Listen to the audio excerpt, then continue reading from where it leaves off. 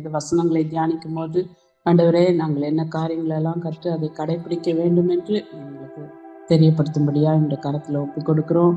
கேட்கிற ஒவ்வொருவரையும் ஆசீர்வதியும், வசனங்களின்படி நடக்க உதவி செய்யும். இந்த நேரம் எங்களுக்கு ஆசீர்வாதமா இருக்க உதவி செய்யும். இயேசுவின் நாமத்தில் பிதாவே, ஆமென். எல்லாருக்கும் பிரைஸ் தி லார்ட். இன்னைக்கு நம்ம யோபு 26 அதிகாரம் படிக்க போறோம். आज हम सब लोग मिलकर आयुब के 26वां अध्याय को ध्यान करने वाले हैं. இந்த 26ஆம் அதிகாரத்துல நீங்க பார்க்கும்போது யோபு 8வது முறையா இங்க பதில் அளிக்கிறத பார்க்கிறோம். आयुब जो है यहाँ पर 8वीं बार जवाब देने के विषय में हम देख सकते हैं. 26ஆம் அதிகாரத்துல இருந்து 31ஆம் அதிகாரம் வரைக்கும் அவர் தொடர்ந்து பேசுறார் யோபு. 26वां अध्याय से लेकर 31वां पद तक वो लगातार बात करते हैं आयुब यहाँ पर. இங்க 1ல இருந்து 4 வசனங்களை நம்ம பார்க்கும்போது யோபு यहाँ पर सबसे पहले पहला पद से लेकर चौथा पद तक ध्यान करते हैं. 25ஆம் அதிகாரத்துல அந்த யோபுனுடைய ஸ்நேகிதர் பில்தாத் வந்து பேசுறதுக்கு இவர் வந்து பதிலாக இந்த அதிகாரத்துல அவர் பேசுறார். तो आयुब के दोस्त जो बिल्दद है उसके विरोध में कि उसके प्रति से आयुब यहाँ पर जवाब देता है 25वां अध्याय में. முதல் 4 வசனத்துல அவருக்கு என்ன சொல்றாரு அப்படின்னு சொல்லி பாத்தீங்கன்னா, பில்தாத் சொன்ன ஒவ்வொரு காரியத்துக்கும் அவர் வந்து பேசுறாரே தவிர ஆனா யோபுக்கு எந்த விதத்திலயும் அவர் உதவி செய்யல. तो यहाँ पर 26वां अध्याय में ये घटना देख सकते हैं कि वो व्यक्ति आयुब से बात करता है लेकिन कोई प्रकार से जवाब आयुब को नहीं मिलता है. ஏன்னா யோபு வந்து இப்போ அவர் ஒரு பலன் இல்லாத ஒரு சூழ்நிலையில இருக்கிறாரு. ஆனா அந்த பில்தாத்னால அவருக்கு உதவி செய்யவே முடியல. क्योंकि आयुब जो है ये आसक्त होकर है लेकिन उसको मदद करने के लिए उससे नहीं हो पाया. அதனால்தான் 2ஆம் வசனத்தை சொல்றாரு, திடன் இல்லாதவனுக்கு நீ எப்படி ஒத்தாசை பண்ணினாய், பலனற்ற கையை நீ எப்படி ஆதரித்தாய் அப்படின்னு சொல்லி சொல்றாரு. तो इसलिए दूसरा पद में यहाँ पर आयुब ने ये बताता है कि निर्बल जन की तूने क्या ही बड़ी सहायता की और जिसकी बाह में सामर्थ नहीं उसको तूने कैसे संभाला है. யோபுக்கு ஞானம் இல்லை அப்படின்னு சொல்லி அவங்க சிநேகிதர்லாம் சொல்றாங்க. ஆனா அந்த பில்தாத்னால ஒரு சிறிதளவு ஞானத்தையும் அறிவையும் யோபுக்கு கொடுக்க முடியல. क्योंकि ये लोग ज्ञानी है करके बात कर रहे हैं लेकिन आयुब को अच्छी समझ वाली बातें या ज्ञान की बातें कोई भी उनमें से नहीं दे पाए. 3ஆம் வசனம் 4ஆம் வசனத்துல பார்க்கணும் நம்ம. इसलिए वो सारा चीज को तीसरा और चौथा पद में देख सकते हैं. அதனால பில்தாத்துடைய வார்த்தைகள் வந்து ஆண்டவர் கொடுத்த ஞானத்தினால பேசல, அவர் சொந்த வார்த்தைகளினால பேசுனதுனால அது வந்து யோபுக்கு வந்து ஒரு ஆதரவா இல்ல, ஆறுதலா இல்ல. इसलिए बिल्दद जो है इस प्रकार से बात करने की वजह से आयुब को वो एक खुशी का बात या शांति देने का बात नहीं थी. அதனால யோபுக்கு எந்த விதத்திலயும் அவங்க சிநேகிதர்களால நன்மையே இல்லை. इसलिए आयुब को उनके दोस्तों के द्वारा कोई प्रकार के भलाई नहीं मिल पाया. அப்புறம் நம்ம 5ஆம் வசனத்துல இருந்து 13ஆம் வசனம் வரைக்கும் நம்ம பார்க்கும்போது யோபு கர்த்தருடைய கிரியைகள், மகிமை, வல்லமைகள் எல்லாம் அவர் போற்றுறத நம்ம வாசிக்கிறோம். तो 5वां पद से लेकर 13वां पद से अगर आप ध्यान करते हैं तो आयुब परमेश्वर के सारे भलाई को, सामर्थ्य के कामों को वर्णन करने के बारे में हम यहाँ पर देख सकते हैं. ஏன்னா கர்த்தர் வந்து எல்லாத்தையும் பாக்குறாரு. 5ஆம் வசனம் 6ஆம் வசனம் நீங்க பாத்தீங்கன்னா அவர் வந்து சொல்றாரு, யோபு வந்து மூணு பெயர்களை அங்க உபயோகிக்கிறாரு. தண்ணீர், பாதாளம், நரகம் அப்படின்னு அது 3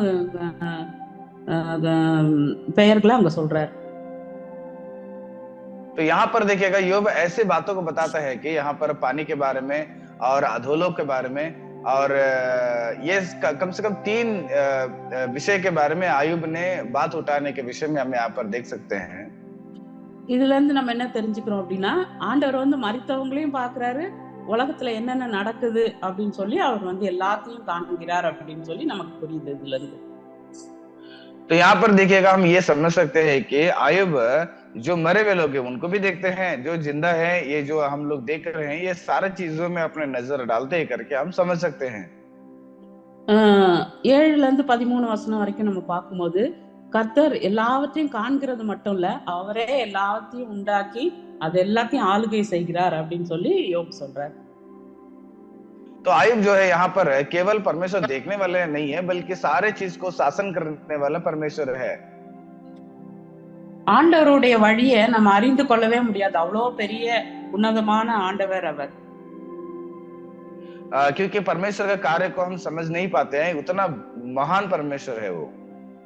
இங்க ரோமர் 11:33 பவுல் வந்து என்ன சொல்றாரு அப்படின்னு சொல்லி பாத்தீங்கன்னா, தேவனுடைய ஐஸ்வர்யம், ஞானம், அறிவு என்பவைகளின் ஆழம் எவ்வளவா இருக்கிறது, அவருடைய நியாய தீர்ப்புகள் அளவிடப்படாதவைகள், அவருடைய வழிகள் ஆராயப்படாதவைகள், கர்த்தருடைய சிந்தையை அறிந்தவன் யார், அவருக்கு ஆலோசனைக்காரனாய் இருந்தவன் யார். 36 சகலமும் அவராலும் அவர் மூலமாயும் அவருக்காகவும் இருக்கிறது, அவருக்கே என்றென்றைக்கு மகிமை உண்டாவதாக, ஆமேன் அப்படின்னு சொல்லி இங்க வந்து சொல்றார், ரோமர் எழுதுறார். देखिएगा पौलुस ने रोमियो का उसका 11वां अध्याय का 33वां पद से लेकर 36वां पद तक जब ध्यान करते हैं तो बताता है कि यहाँ परमेश्वर का धन और बुद्धि और ज्ञान क्या ही गंभीर है, उसके विचार कैसे था और उसके मार्ग कैसे अगम है, प्रभु की बुद्धि को किसने जाना, या कौन उनका सलाहकार बन गया है, या किसने पहले उसे कुछ दिया है जिसका बदला उसे दिया जाए, क्योंकि उसकी ओर से और उसकी द्वारा और उसी के लिए सब कुछ है, उसकी महिमा युगानुयुग होती रहे, आमीन। इस ढंग से पौलुस ने यहाँ पर विश्लेषण करते हैं परमेश्वर के बारे में। இங்க வந்து கர்த்தருடைய வல்லமையை குறித்து அவர் பேசுறாரு. पौलुस ने परमेश्वर के एक भलाई को या महान कार्य को यहाँ पर वर्णन करते हैं। 7ஆம் வசனம் பாருங்க, அவர் யோபு 26:7 அவர் உத்தர மண்டலத்தை வெட்ட வெளியிலே விரித்து பூமியை அந்தரத்திலே தொங்க வைக்கிறார் அப்படின்னு சொல்லி வாசிக்கிறோம். तो देखिएगा आयुब का 26वां अध्याय का 7वां पद में अगर आप ध्यान करते हैं तो वहां पर भी परमेश्वर के भक्त आयुब ने एक अच्छी बात को यहाँ पर विश्लेषण करता है। கொஞ்சம் இந்த उत्तर दिशा को நீங்க கொஞ்சம் யோசித்து பாருங்க, நம்ம இருக்கிற அந்த பூமி, நம்ம இருக்கிற இடம் கொஞ்சம் சின்ன இடம் தான், ஆனா அந்த பூமி எவ்வளோ பெருசா இருக்கு இல்லையா, அதை எல்லாத்தையும் ஆண்டவர் வந்து ஒரு தூண் கூட இல்லாம அந்தரத்துல தொங்க வச்சிருக்கிறாரு அப்படின்னு யோபு வந்து சொல்றாரு. तो देखिएगा जिस धरती पे हम लोग बैठे हुए हैं, इस धरती को परमेश्वर ने अंतरिक्ष में क्या कर दी है, वो लटकी हुई है, क्योंकि इसको कोई प्रकार का टंगा हुआ नहीं है, बल्कि परमेश्वर ने इसको हवा में क्या कर दिया, लटका दिया है। பாருங்க, ஒரு பில்டிங் கட்டணும்னா கூட அதுக்கு வந்து நம்ம வந்து தூண்லாம் வைப்போம், தூணு அதெல்லாம் வச்சுதான் அந்த அதுலதான் பில்லர்ல தான் அந்த பில்டிங் வந்து நிற்கும். ஆனா இவ்வளோ பெரிய பூமி உலகம், அதுக்கு வந்து எந்த விதமான ஒரு அதுக்கு பில்லரும் இல்லை, ஒண்ணுமே இல்லை. ஆண்டவர் வந்து அதை அவ்வளோத்தையும் என்ன பண்றாரு, அவ்வளோ வெயிட், அவ்வளோ இதை வந்து அந்த இடத்துல தொங்க வச்சிருக்காரு, நம்மளும் கண்ணால அதை பாக்குறோம். तो देखिएगा अगर हम लोग इस संसार में अगर कोई प्रकार का एक बिल्डिंग बनाना चाहते हैं, तो घर बनाना है तो उसके लिए नींव डालते हैं, उस नींव के ऊपर ही क्या करते हैं, कितने भी बड़ा बिल्डिंग बनाना है तो उसको बनाते हैं। लेकिन परमेश्वर ने किस प्रकार से धरती को अंतरिक्ष में लटका हुआ है, तो उस चीज को आयुब ने यहाँ पर विश्लेषण करते हैं, जिक्र करते हैं। அப்போ அவ்வளோ வல்லமையுள்ள ஆண்டவர் அவர் அப்படின்னு சொல்லி யோபு சொல்றார். इसलिए आयुब ने बताते हैं कि उतना महान परमेश्वर करके आयुब ने बताते हैं। பாருங்க, 8ஆம் வசனத்துல அவர் தண்ணீர்களை தம்முடைய கார் மேகங்களில் கட்டி வைக்கிறார், அதன் பாரத்தினால் மேகம் கிழிக்கிறதில்லை அப்படின்னு சொல்லி. அப்போ தண்ணிய கூட அங்க வச்சிருக்காரு ஆண்டவர், மழையா அதை என்ன பண்றாரு, பொழிறாரு. அதனால எவ்வளவு ஒரு அற்புதமான காரியங்கள், இதெல்லாம் நம்ம யோசித்து பார்க்கும்போது, ஆண்டவருடைய செய்கையெல்லாம் நம்ம பார்க்கும்போது அவர் எவ்வளவு அற்புதம், அதிசயமான ஆண்டவர் அப்படின்னு சொல்லி நமக்கு தெரியுது.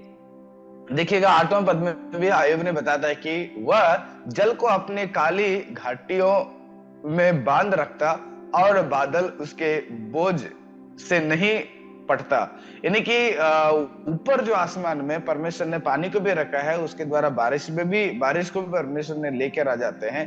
तो इस ढंग से परमेश्वर ने एक महान कार्य हमेशा करते रहते हैं। அப்புறம் நீங்க சமுத்திரத்தை பார்க்கும்போது அதான் 10ஆம் வசனத்துல பாக்குறோம், அதுக்கு ஒரு அளவு வச்சிருக்காரு. இது வரைக்கும் தான் நீ வரணும், இதுக்கு பிறகு நீ வரக்கூடாது. இப்ப நீங்க கடற்கரையில நின்னு பார்க்கும்போது எவ்வளோ பெருசா இருக்கு, எங்க அதனுடைய கரை அந்த பக்கம் இருக்குன்னு நமக்கு தெரியவே தெரியாது. ஆனா அதுக்கும் ஆண்டவர் ஒரு எல்லையை வச்சு இது வரைக்கும் தான் நீ வரணும் அப்படின்னு சொல்லி எல்லாத்தையும் ஆளுகை செய்கிற ஆண்டவரா இருக்கிறாரு. तो देखिएगा फिर 10वां पद को पढ़ते हैं तो परमेश्वर ने समुद्र को भी क्या कर दिया, एक सीमा लगा दिया है, क्योंकि जब हम समुद्र के किनारे में खड़ा होकर देखते हैं तो उसके जो उस तरफ की सीमा नहीं दिखती है, उस ढंग से परमेश्वर ने उतना महान रीति से समुद्र को भी बनाया है।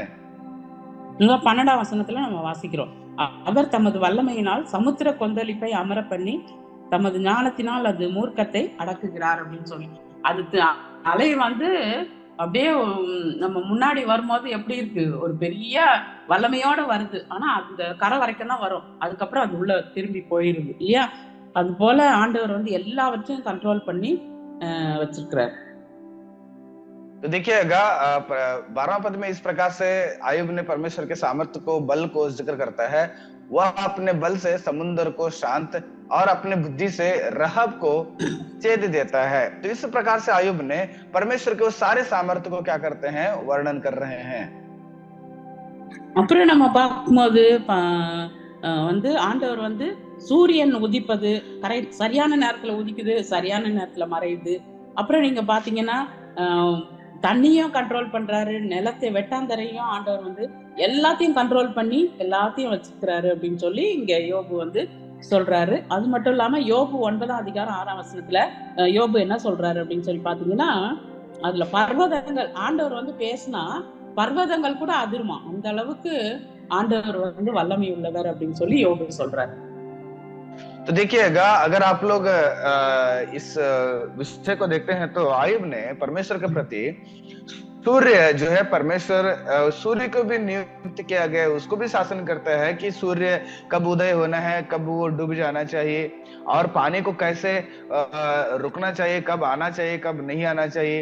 और यहाँ तक भी धरती को भी परमेश्वर ने अपने एक कब्जे में रखा हुआ है, और ये सारे चीज को परमेश्वर क्या करते हैं, शासन करते हैं।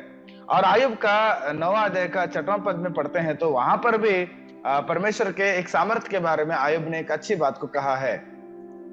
அப்புறம் 13ஆம் வசனத்துல நம்ம பார்த்தோம்னா, தமது ஆவியினாலே வானத்தை அலங்கரித்தார் அப்படின்னு சொல்லி பாக்குறோம். நீங்க வந்து நைட்ல எல்லாம் பாத்தீங்கன்னா வானத்துல நீங்க ஒருவேளை மொட்டை மாடி அப்படி இருந்துச்சுன்னா அங்க வெளியே நின்று நம்ம பார்த்தோம்னு சொன்னா வானத்துல வந்து நட்சத்திரம் அப்படி மின்னும், அழகா வானத்தை அலங்கரிக்கிற மாதிரி இருக்கும். அது போல ஆண்டவர் வந்து தம்முடைய ஆவியினால என்ன பண்றாரு, வானத்தையே அலங்கரிக்கிறார்.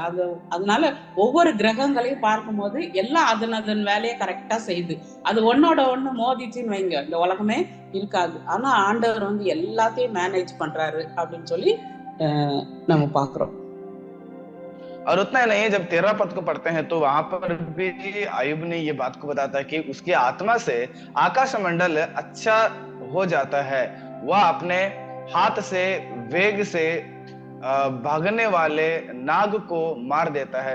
प्रियो, यहाँ पर देखिएगा जब हम लोग बाहर आ जाते हैं, आसमान को देखते हैं, वहां पर कई सारे ताराओं को देखते हैं, चाहे वो तारा हो, चाहे हर प्रकार के ग्रह जो है वो आपस में अगर टकराते हैं तो सारा विश्व नाश हो जाता है। लेकिन परमेश्वर ने उन्हें भी आज तक, वो सारे तारे भी परमेश्वर के बातों को मानता है, और वो आज तक वो अपने अपने काम को सही से कर रहा है, क्योंकि उसका शासन करने वाला परमेश्वर की आत्मा है। உங்களுக்கு நேரம் இருக்கும்போது 104ஆம் சங்கீதத்தை நீங்க படிச்சு பாருங்க. அதுல முக்கியமான வசனம் 24வது வசனம். அதுல சொல்றாரு, கர்த்தாவே உமது கிரியைகள் எவ்வளவு திரளா இருக்கிறது, அவைகளை எல்லாம் ஞானமாய் படைத்தீர், பூமி உம்முடைய பொருட்களினால் நிறைந்திருக்கிறது அப்படின்னு சொல்லி சங்கீதத்துல தாவீது வந்து பாடுறாரு இந்த பாடல். जब आप लोग खाली रहते हैं तो 104 भजन संहिता को पढ़ लीजिएगा, और खास करके आप लोग 104 का उसका 24वां पद को पढ़ते हैं तो भजन संहिता में, हे यहोवा तेरे काम अनगिनत है, इन सब वस्तुओं को तूने बुद्धि से बनाया है, पृथ्वी तेरी संपत्ति से परिपूर्ण है। इस प्रकार से दाऊद भी परमेश्वर का वर्णन करते हैं। அப்போ தேவனுடைய சிருஷ்டிப்பெல்லாம் நம்ம பார்க்கும்போது தேவனுடைய ஞானத்தை வெளிப்படுத்துகிறது. देखिएगा, परमेश्वर के सारे सृष्टि को जब देखते हैं तो परमेश्वर ज्ञान ही हमें यहाँ पर देखने को मिलता है। அப்ப தேவனுடைய சிருஷ்டிப்புல ஞானம் இருக்குது, ஐஸ்வர்யம் கூட அடங்கி இருக்குது. நீங்க பூமி இல்ல பாத்தீங்கன்னா அவருடைய பூமி வந்து அவருடைய பொருட்களினால நிறைந்திருக்குது. பார்த்தோம், நம்ம யோசித்து பார்த்தோம்னா பொண்ணு, வெள்ளி, விலையேற பெற்ற கற்கள், பாறைகள், பழ வகைகள், தானிய வகைகள் இதெல்லாம் எங்க இருந்து கிடைக்குதுன்னா பூமி வந்து அவருடைய பொருட்கள்னால நிறைத்து வச்சிருக்கிறார். அதுல இருந்து நமக்கு கிடைக்குது. देखिएगा, जब हम ये सारे सृष्टि को देखते हैं तो परमेश्वर ज्ञान देखने को मिलता है, परमेश्वर के एक ऐश्वर्य को देखने को मिलता है, वो कितना अमीर परमेश्वर है। क्योंकि जब आप लोग धरती के नीचे अगर खोजते हैं, वहां पर सोना हो गया, चांदी हो गया, और भी कई सारी चीजें हैं छिपी हुई है, वो सारा चीज परमेश्वर का है, वो परमेश्वर ने उसको रखा है ताकि वो हमें दिया है। इसलिए सारे चीज को जब भी देखते हैं, परमेश्वर ज्ञान और उसका वैभव को हम देख सकते हैं। அப்போ தேவனுடைய சிருஷ்டிப்பு இந்த பூமியில இருக்கிறதுனால தான் மனுஷருக்கு வந்து வேலை, நம்மளுக்கு வந்து வேலை எல்லாம் கிடைக்குது இல்லையா? இல்லைன்னா நம்மளுக்கு வேலையே இருக்காது, எப்படி இருந்திருக்கும்? அதனால ஆண்டவர் வந்து சிருஷ்டித்ததுனாலதான் நமக்கு ஆண்டவர் வந்து மனிதனை, ஆதாம் கூட ஆண்டவர் வந்து அந்த தோட்டத்துல, ஏதேன் தோட்டத்துல ஒரு வேலையை கொடுத்தாரு. அப்போ மனிதனுக்கு ஆண்டவருடைய சிருஷ்டிப்புல வேலை. देखिएगा, परमेश्वर ने अपना सृष्टि को किया ताकि वो परमेश्वर का सृष्टि में हम सबको भी काम है। परमेश्वर ने अपना सृष्टि किया और आदम को बनाया, आदम को बनाकर आदम के वाटिका में छोड़ दिया ताकि वो उसको काम दे सके। इसलिए परमेश्वर का हर सृष्टि में हमारा भी हमें काम दिया गया है, काम मिल जाता है। அப்போ தேவனுடைய சிருஷ்டிப்பெல்லாம் நம்ம பார்க்கும்போது நம்ம தேவனை துதிக்காம இருக்கவே முடியாது, அவருக்கு நன்றி சொல்லாம இருக்கவே முடியாது அப்படின்னு இதுல இருந்து நமக்கு தெரிஞ்சுக்கிறோம்.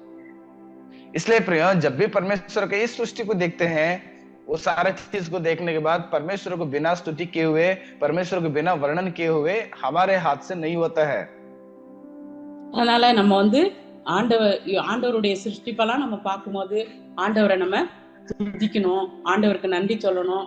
இந்த பூமி, இவ்வளோ பெரிய பூமியில ஆண்டவர் நம்மளையும் உருவாக்கி வச்சிருக்கிறாரு. நீங்க நேரம் இருக்கும்போது 139 சங்கீதத்தை படிச்சு பாருங்க. எந்த அளவுக்கு ஆண்டவர் வந்து இந்த பூமியில எல்லாவற்றையும் நம்மளுக்காக நம்மையும் உருவாக்கி அவர் இந்த உலகத்துல அதிசயமா நம்மளை வைத்து நம்மளை தெரிந்து கொண்டு அவர் அறிந்து கொள்ளும்படியான ஒரு ஸ்லாக்கியத்தையும் ஆண்டவர் நமக்கு கொடுத்திருக்கிறார்.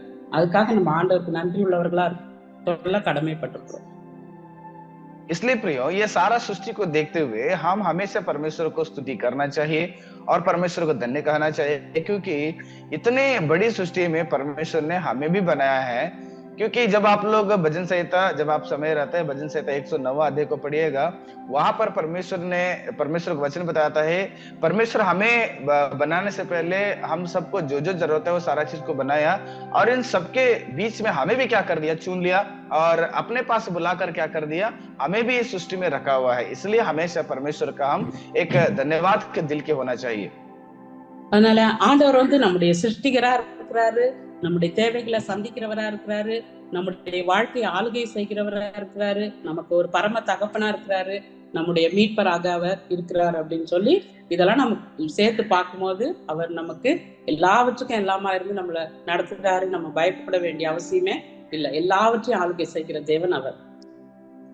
इसलिए प्रियो, हमारा जो परमेश्वर है वो हमारा सृष्टिकर्ता है, वो हमारा पिता है, वो हमें छुड़ाने वाला है, वो हमें मोक्ष देने वाला है। हर प्रकार से परमेश्वर हमें मदद करता है। इसलिए हमें किसी बात के लिए चिंता करने की जरूरत नहीं है, हमें हिम्मत से रहना चाहिए और डरना नहीं चाहिए। ரெண்டு காரியத்தை நம்ம இந்த அதிகாரத்துல ரெண்டு வார்த்தையில முடிக்கலாம். ஒண்ணு வந்து பில்தாத் பேசியது போல, பில்தாத் பேசியது யோபுக்கு ஆறுதலை கொடுக்கல. நம்முடைய வார்த்தைகள் எப்படி இருக்குது, நம்ம மற்றவங்களோட பேசும்போது நம்முடைய வார்த்தைகள் பரிசுத்த ஆவியானவர் கொடுக்கிற ஞானத்தின்படி மற்றவங்களுக்கு வந்து நம்ம ஆறுதலா இருக்கிறோமா, நம்ம பலன் கொடுக்கறவங்களா இருக்கிறோமா அப்படின்னு சொல்லி நம்ம யோசித்து பார்க்கணும். நம்முடைய வார்த்தைகள் எப்படி இருக்கு மற்றவங்களோட பேசும்போது அப்படின்னு சொல்லி. அப்படி இல்லைன்னா ஆண்டவரே பில்தாத் போல நான் பேசக்கூடாது, உம்முடைய வார்த்தைகளை நான் மற்றவங்களுக்கு ஆறுதல் கொடுக்கிற வார்த்தைகளும் கிருபையுள்ள வார்த்தைகள் என் வாயிலிருந்து வெளிப்படணும் அப்படின்னு சொல்லி நம்ம ஆண்டவர்கிட்ட கேட்கணும். तो इस अध्याय से हम दो चीज सीख सकते हैं। सबसे पहले ये है, बिल्दाद की जो बातें हैं, आयुब को ना शांति दिया, ना हिम्मत दिया, ना वो कोई प्रकार का सहायता नहीं किया। इसलिए प्रियो, जब भी हम अगर किसी के लिए अगर सलाह देते हैं, किसी के साथ बात करते हैं, तो हमारा बातें हमेशा उन्हें बल देने वाले, हिम्मत देने वाले, उन्हें धैर्य देने वाले होना चाहिए। बिल्दद के जैसे नहीं रहना चाहिए, या हम परमेश्वर के पास जाके बोलना चाहिए, प्रभु मेरे बातों से किसी को भी ठेस नहीं लगना चाहिए, दर्द नहीं होना चाहिए करके हम ऐसी ही बातों को लोगों के सामने लेके जाना है जो उनको सहायता मिलता है। ரெண்டாவது நம்ம என்ன பாக்குறோம், ஆண்டவர்கிட்ட ஒரு உன்னதமான கவர்மெண்ட் இருக்குது. இப்போ நீங்க உலகத்துல பாத்தீங்கன்னா ஒரு கவர்மெண்ட் இருக்குது, எல்லாத்தையும் அவங்க நிர்வாகம் பண்றது போல ஆண்டவர் வந்து ஒரு உன்னதமான அரசாங்கத்தை அவர் வச்சிருக்கிறார். கவர்மெண்ட் அவர்கிட்ட இருக்கு. அவர் எல்லாத்தையும் சரியான முறையில ஞானத்தோட எல்லாத்தையும் ஆளுகை செய்கிறார். நம்முடைய வாழ்க்கையையும் அவர் வந்து ஆளுகை செய்கிறார். இதான் இந்த 2 காரியங்களை நம்ம இந்த அதிகாரத்துல இருந்து கற்றுக்கொள்றோம். तो दूसरा चीज यह है कि परमेश्वर के पास एक शासन है। अब परमेश्वर खुद एक प्रशासनीय रीति से हमारे साथ व्यवहार करते हैं, क्योंकि जब हमारे अगल बगल में जो सरकार है वो सरकार को कुछ अधिकार मिला हुआ है, उससे हमारा फायदा होता है। ठीक उसी प्रकार परमेश्वर ऐसे शासन या ऐसे प्रशासन हमारे जीवन में करते हैं, वो हमारे हर जरूरतों को क्या करेंगे, समय के अनुसार पूरा करते हैं। அதனால நம்ம ஆண்டவருக்கு நன்றி செலுத்தி ஒவ்வொரு நாளும் அவருக்கு பிரியமான ஒரு வாழ்க்கை வாழ்வோமாக. கர்த்தர் தாமே இந்த வசனங்களை ஆசீர்வதிப்பார். ஜெபம் பண்ணுவோம். तो इसलिए परमेश्वर हर समय में इस प्रकार से मदद करें, और परमेश्वर के लिए हम हमेशा धन्य कहेंगे, और परमेश्वर हमसे प्रेम करते हैं, हम भी परमेश्वर को प्रेम करें। इस वचन के द्वारा परमेश्वर आपको आशीष करें। हम प्रार्थना करें। எங்களை நேசிக்கிற நல்ல தகப்பனே, அப்பா இந்த அருமையான வேளையிலும் கூட கர்த்தாவே ஆண்டவரே, இந்த யோபு 26 அதிகாரத்திலிருந்து நீர் எங்களுக்கு கற்றுக் கொடுத்த எல்லா வார்த்தைகளுக்காக உமக்கு நன்றி செலுத்துகிறோம், உம்மை துதிக்கிறோம் ஆண்டவரே. ஒரு பில்தாத்தை போல ஆண்டவரே, நாங்கள் யோபுக்கு ஆறுதல் இல்லாத வார்த்தைகளை அவன் பேசியது போல எங்களுடைய வாழ்க்கையிலே நாங்கள் பேசாமல் ஆண்டவரே, அப்பா நீர் இயேசு கிறிஸ்து எப்படி இந்த உலகத்துல கர்த்தாவே மக்களோடு கிருபை உள்ள வார்த்தைகளையும் ஆறுதல் கொடுக்கிற வார்த்தைகளையும் மனதுருக்கமான வார்த்தைகளையும் பேசினீரோ, அதே போல எங்களுடைய வாழ்க்கையிலும் கூட கர்த்தாவே நாங்கள் மற்றவர்களுக்கு ஆசீர்வாதமா இருக்க, மற்றவர்களுக்கு ஆறுதலா இருக்க நீர் எங்களை ஒவ்வொருவரையும் நீர் பயன்படுத்தும்படியா ஜெபிக்கிறோம் அப்பா. அது மாத்திரம் இல்ல ஆண்டவரே, உம்முடைய கிரியைகளெல்லாம் நாங்க பார்க்கும்போது நீர் எங்களை நினைக்கிறதுக்கும் நீர் எங்களை விசாரிக்கிறதுக்கும் நாங்கள் ஏமாத்துறோம் ஆண்டவரே. அப்பா இதெல்லாம் பார்க்கும்போது நீர் எவ்வளவு அற்புதமாக எவ்வளவு ஞானமாக இந்த உலகத்தை ஆண்டவரே நிர்வகித்து எல்லாத்தையும் நீர் மேனேஜ் பண்ணுகிறீர். எங்களுடைய வாழ்க்கையும் கூட நீர் மேனேஜ் பண்ண உமக்கு எல்லாம் முடியும். அதனால நாங்க பயப்பட வேண்டிய அவசியம் இல்லை, கலங்க வேண்டிய அவசியம் இல்லை ஆண்டவரே. எங்களுடைய வாழ்க்கை எல்லாவற்றையும் முழுவதுமா இந்த கரத்துல ஒப்பு கொடுக்கிறோம். நீரே பொறுப்பெடுத்து நடத்தும். விசேஷமாக இந்த கேட்டுக்கொண்டிருக்கிறதான ஒவ்வொரு சகோதர சகோதரிகளையும் உங்களுடைய கரத்துல ஒப்பு கொடுக்கிறோம். எதற்காக பயப்படக்கூடாது ஆண்டவரே. எல்லாவற்றுக்கும் உண்மையை நோக்கி பார்க்க, எல்லாவற்றுக்கும் எல்லா பிரச்சனைகளுக்கும் பதில் நீர் ஒருவர் மாத்திரமே தகப்பனே என்பதை ஆண்டவரே உணர்ந்து எல்லா காரியத்துக்கும் உம்முடைய சமூகத்தை நாடி தேடி ஓடுகிற பிள்ளைகளாக ஒவ்வொருவரையும் நீ மாற்றும்படியா ஜெபிக்கிறோம். எல்லா தேவைகளையும் சந்தியும் ஆண்டவரே. இன்றைக்கு என்னென்ன தேவைகளோடு உம்முடைய சமூகத்திலே உம்முடைய முகத்தை நோக்கி பார்க்கிறாங்களோ எல்லா தேவைகளையும் கர்த்ததாமே நீர் சந்தியும் ஆண்டவரே. இசப்பா அவங்க இருக்கிற இடத்துல கர்த்தாவே செய்கிற ஊழியங்களை கர்த்த நீர் ஆசீர்வதியும். ஒவ்வொருவருடைய ஆண்டவரே ஒவ்வொருவருக்கும் தேவையான ஞானத்தை கர்த்தர் பரத்திலிருந்து அனுப்பி தாரும் ஆண்டவரே. உமக்கு பிரியமான பிள்ளைகளாக முடிவு பறிந்து உமக்கு சாட்சிகளாக ஜீவிக்க உதவி செய்யும், ஆசீர்வதியும். எல்லா துதி கன மகிமையா உமக்கு ஒருவருக்கே செலுத்துகிறேன். இயேசு கிறிஸ்துவின் நாமத்தில் ஜெபிக்கிறேன் ஜீவனுள்ள நல்ல பிதாவே, ஆமென்.